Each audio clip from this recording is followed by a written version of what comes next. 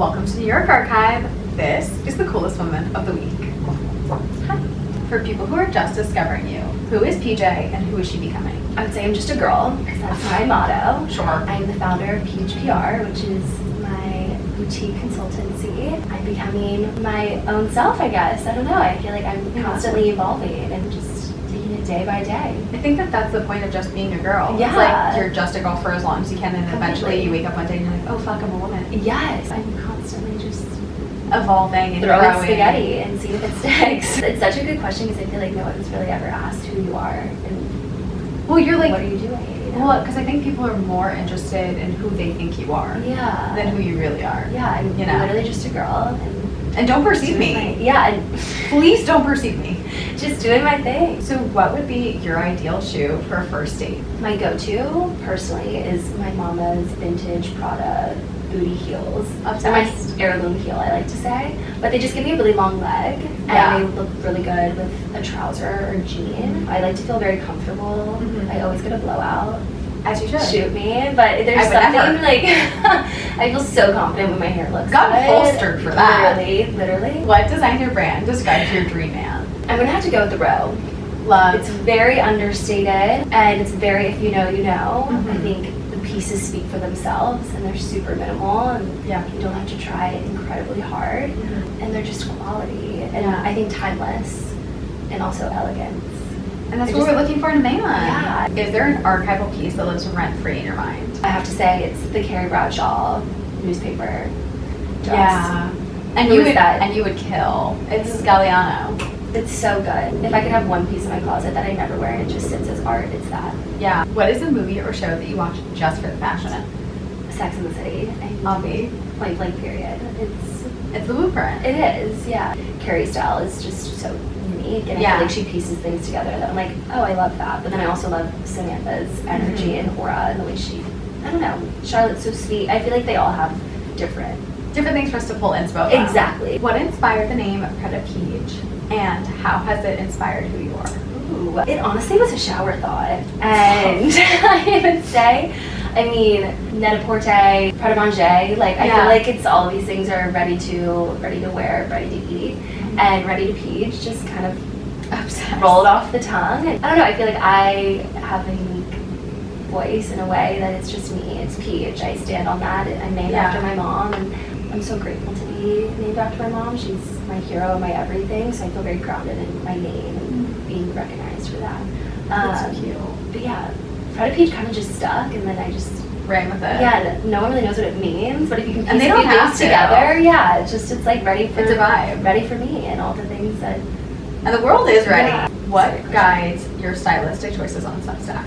I think about it similarly to getting dressed. I look at my closet. I like to think my pieces are very clean, curated, a little funky. Like I like to, my stylist and I are working on incorporating more funky pieces into my looks and kind of keeping Fun. my base very simple. Because my mom's always had like a really funky vintage collection of just random pieces. That's awesome. Yeah. With Substack, I keep it very short and sweet, and obviously it's inspired by my name, and my name is very short and sweet, just a P and a J, and I think everyone's attention span goes so quickly that I like to provide, you know, clean cut, just to the point, and then incorporating, like I'm very punny, I love to use witty words, and I love writing, that it's adding those funky accessories into that is kind of where I mold my thread. But I love that. yeah, If your life had a signature outfit right now, what would it be? I'm really trying to diversify my bottoms. I love a Okay. jean. I love a jean. Like my closet is full Jeans. of jeans. And I have this one pair, I call them my Adam Sandler jeans. They're Obsessed. super low rise, super baggy. My dad thinks they're horrendous. But that means it's working. yes, and they're so comfortable. And I look at them and I think, wow, I need to incorporate more skirts, more shorts, just, you know, get funky with it again.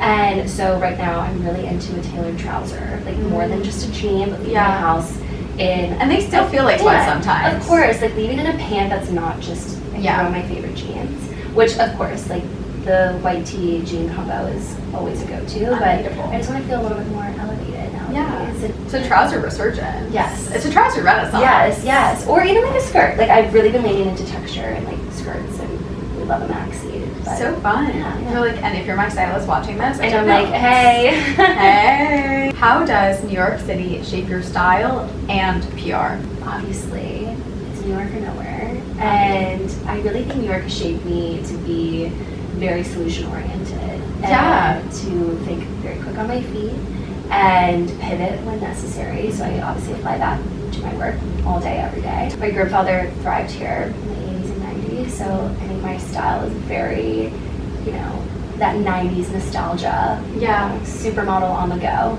I'm no Cindy Crawford, of course, but I just love the idea of super simple, Yeah. very poised, as I'm constantly on the go. But yeah, I like to think of the 90s as my go-to era for style and style. New York in the 90s, you can't beat it. No. That's what they say. What is your favorite vintage piece in your closet? There's this one piece.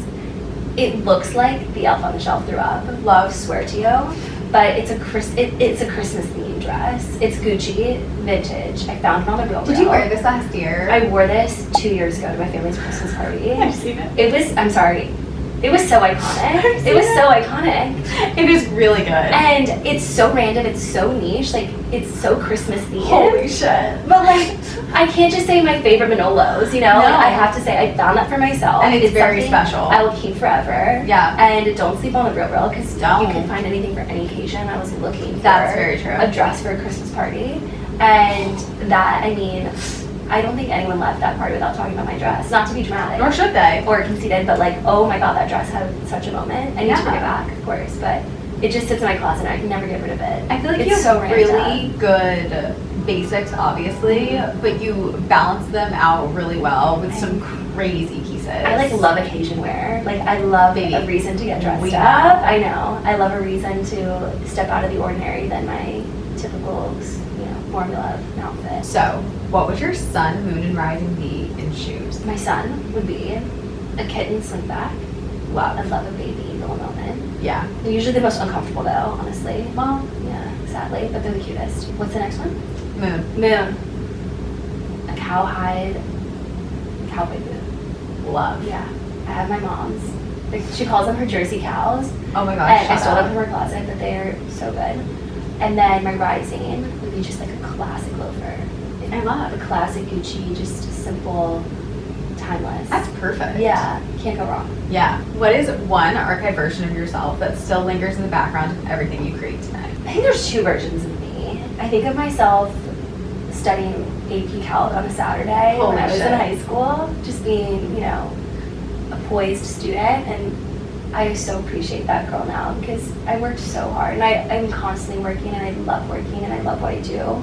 And I think that girl has really taught me to work hard and play harder because I think finding the balance between having your own business and being your own person and then also having a life beyond that.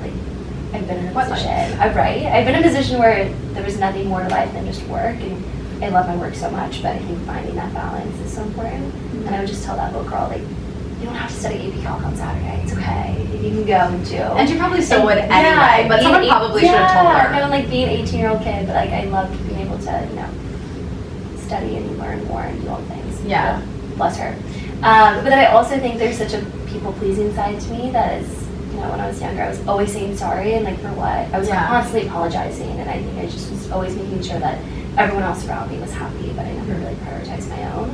And I think in the last 6 months, I've really worked on prioritizing me and my goals and what I want to do. And I don't know, I'm saying sorry less when it's not necessary, and allowing for boundaries to be set than people pleasing. You're building out and carving a space for yourself at tables that you've been at the whole time, but proving to yourself that you deserve to be there, and that's super special. And I think it's hard as a woman to remind yourself that you already have that space. You don't need to prove that to anyone. Of course. But it's so special that you're going through the process now to be able to hold that for yourself. Yeah, again, it's day by day. It's spaghetti, and we're all just figuring it out. But I feel so lucky to be able to. And I love, I'm going to say it, I love evolution, and I love how people evolve because I look back at myself and, 4 years, 8 years ago, and there's so many different eras that you can go through, and Yeah, and it brings you to who you are now. yeah, and you just have to appreciate them. Totally. I mean, I was wearing Lily Pulitzer in high school. I mean, Sure. I'll say it. And I have a Lily sweater in my closet. Yeah, I and still wear I own now. it, but like now I could not be more opposite. It's like you just have to appreciate the phases. And, Totally. you know, Where do you see yourself in a year? in a year I'll be 27, so Woof. yeah, 27, flirty, thriving, all the things. I hope for myself to be happy. Yeah. I don't think I've ever been more happy than I am right now. I'm so grateful to say that. Again, I feel like the luckiest girl in the world every day. But yeah, hopefully in a year, just building my business and my brand, and you know, feeling grounded in that and healthy.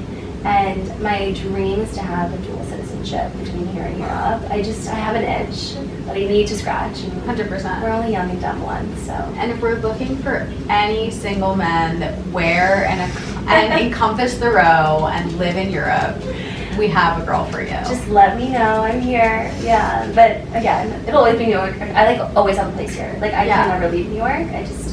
I'm so rooted here, and yeah. But I think there's something calling me in Europe. I just don't know what it is. We'll see. I just can't be that far from Mama. Like that. No. That scares me. Please. But I get it. Yeah, New York's far enough for now. But Oh my God. we'll see. We shall. Yeah. Oh my God. So exciting. Yeah. Well, that's it, guys. Sorry. We gotta go shopping. Bye.